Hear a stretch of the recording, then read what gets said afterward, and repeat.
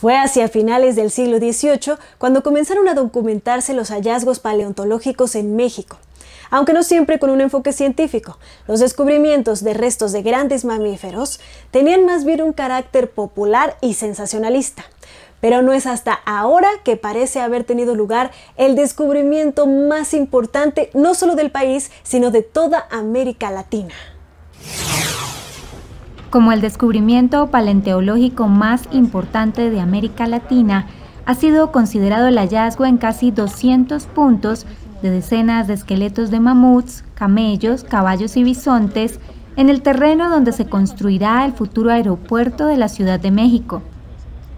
El rico yacimiento está ubicado a unos 50 kilómetros de la capital mexicana, en Santa Lucía, donde se construye por orden del presidente Andrés Manuel López Obrador el Aeropuerto Internacional Felipe Ángeles.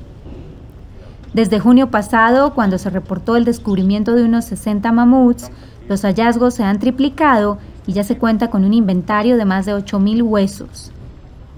El equipo del Instituto Nacional de Antropología e Historia, liderado por Rubén Manzanilla, cree que este es un sueño que pocos pueden cumplir. Nunca soñamos con un proyecto de estas magnitudes, entonces pues es un reto y es una felicidad, ¿no? Estas oportunidades pocas veces se tienen. Según Manzanilla, la zona que antiguamente era el lago de Jaltocán atrajo muchos animales de diversos periodos que al parecer quedaban atrapados en el fango e irremediablemente morían. Oye, ¿hay que negociar con Teller?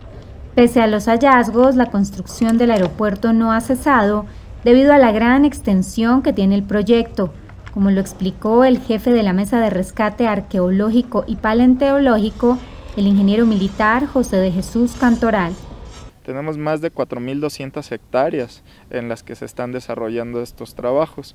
Entonces, cada una de las restricciones son restricciones de 15 por 15 metros, hasta donde los arqueólogos indican el punto en el que los hallazgos no se verán afectados. Los dos equipos, el arqueológico y el civil, trabajan a contrarreloj porque la inauguración del aeropuerto fue programada por el presidente para el 21 de marzo de 2022.